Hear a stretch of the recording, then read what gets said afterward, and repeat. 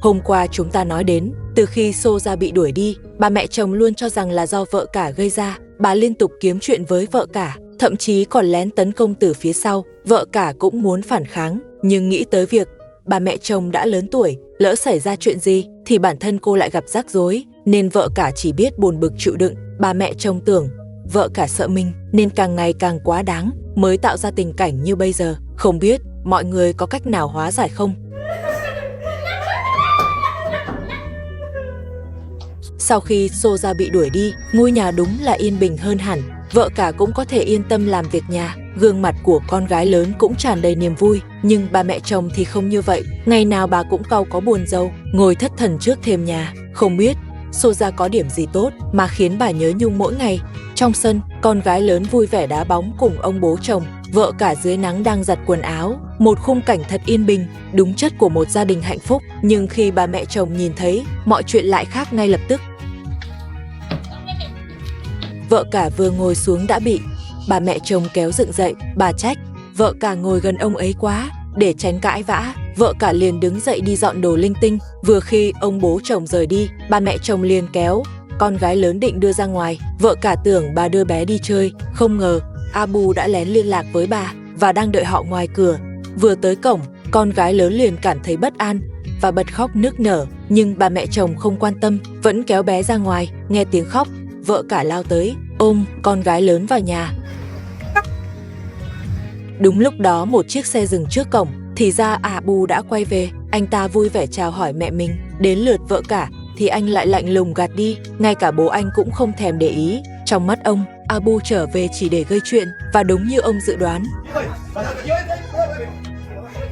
Abu giả vờ cưng chiều con gái lớn, bế bé lên rồi xoay người định mang đi. Vợ cả lập tức chặn lại. Bà mẹ chồng lại kéo vợ cả ra. Có vẻ Abu muốn đưa bé đi thật. Vợ cả chắc chắn không đồng ý. Hai bên cãi nhau dữ dội. Abu nói, con gái lớn là con của anh muốn mang đi là chuyện đúng. Tình hình sắp đánh nhau đến nơi. Ông bố chồng nói với Abu, muốn mang con gái lớn đi thì đừng có mơ.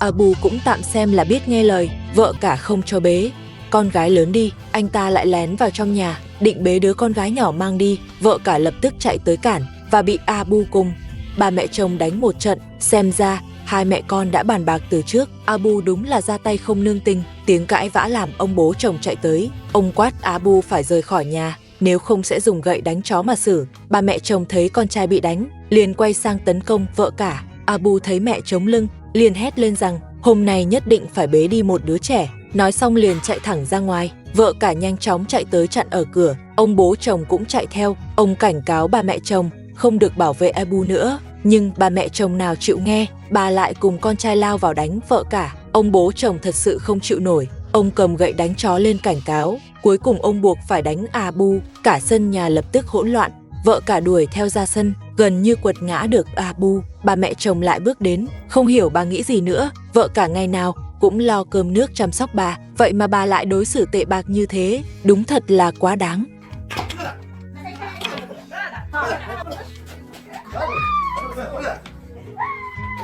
Ông bố chồng rất vất vả mới đuổi được Abu đi. Vợ cả lập tức đóng cửa lại, nhưng bà mẹ chồng lại chạy tới mở cửa ra. Abu cứ đứng lảng vảng trước cổng không chịu đi. Bà mẹ chồng lại ngăn vợ cả, trông như sắp đánh nhau lần nữa. Ông bố chồng thật sự không chịu nổi nữa. Ông lao ra, nhét Abu vào trong xe. Bà mẹ chồng lại lao tới ngăn cản. Cả nhà hoàn toàn náo loạn. Sau khi đuổi Abu đi, ông bố chồng quay sang dạy dỗ bà vợ của mình. Dù ông đánh rất nhẹ, nhưng cũng đủ hả giận. Thật sự sống chung với một bà mẹ chồng như vậy thì ai mà chịu nổi. Mai chúng ta lại xem tiếp.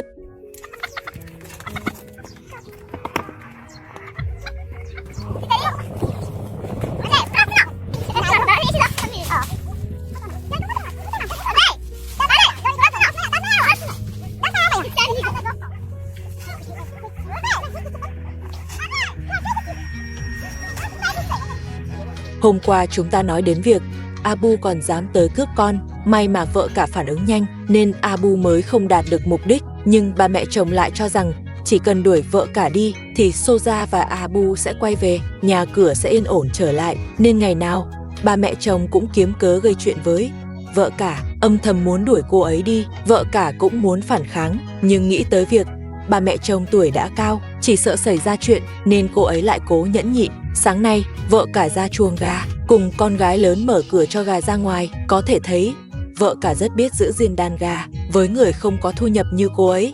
Đây đúng là tài sản quý giá. Vợ cả cầm thóc gọi đàn gà, cô ấy vừa rời đi thì gà nhà hàng xóm đã chạy qua tranh ăn. Thấy vậy vợ cả liền chạy lại đuổi chúng. Đúng lúc đó, bà mẹ chồng đi ra, bảo vợ cả đi đào rau dại cùng mình. Mùa này rau dại ngoài đồng rất nhiều, tác giả cũng không rõ tên chúng là gì. Hai người đi đến cánh đồng lúa gần đó.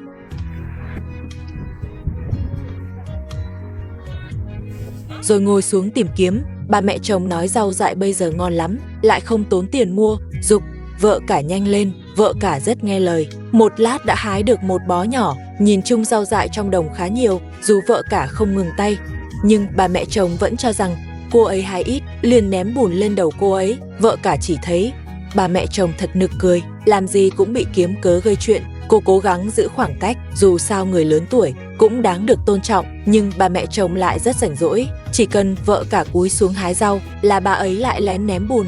Vợ cả bất đắc dĩ cũng phải phản kích, đúng là đầu óc. Bà mẹ chồng chắc bị cửa kẹp rồi. Nếu không thì sao lại làm những chuyện như vậy? Bà ấy còn đổi vị trí liên tục chỉ để ném bùn trúng vợ cả. Vợ cả vẫn luôn nhẫn nhịn bà ấy, không đôi co với người đã lẫn lộn tuổi già. Thực ra lý do bà mẹ chồng liên tục tấn công cô ấy chính là vì con trai Abu. Sau khi Abu bị đuổi khỏi nhà, anh ta không có chỗ ở, cuộc sống vô cùng khổ sở. Để Abu có thể quay về, bà mẹ chồng cố tình làm như vậy, ép vợ cả phải chủ động đề nghị cho Abu về nhà. Vợ cả đi đến đâu, bà mẹ chồng đi theo đến đó, còn liên tục lén tấn công cô ấy, y như mấy đứa trẻ chơi trò gia đình. Vợ cả cũng bắt đầu bực mình, cô xách bó rau dại vừa đào rồi đi thẳng về nhà. Bà mẹ chồng vẫn vừa đi vừa tấn công theo sau, vợ cả đành phải phản công lại.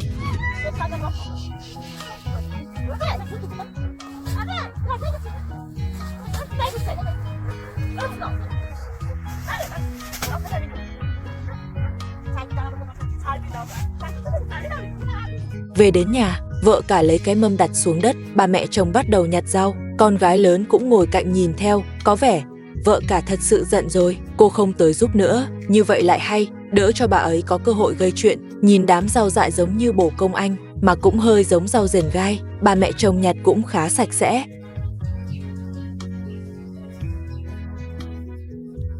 Con gái lớn cũng bắt chước bà nội nhặt rau, chẳng mấy chốc rau đã được nhặt xong. Bà mẹ chồng tự mình kéo vòi nước rửa rau. Rau rửa xong rồi, bà ấy lại đổ nước vào nồi, luộc sơ rau dại một chút, rồi cho thêm ít muối.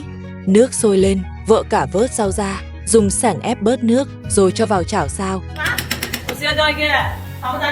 Con gái lớn rất hiểu chuyện, bé mang bát đũa đưa cho ông bố chồng, rồi nhận bánh nướng từ tay mẹ đưa sang, còn mang cả rau đã xào đặt ra nữa. Hành động của bé đúng là hơn Soja cả trăm lần. Bữa trưa hôm nay là bánh nướng kẹp rau xào, cả nhà ngồi xuống đất cùng ăn, ngày mai chúng ta sẽ cập nhật tiếp.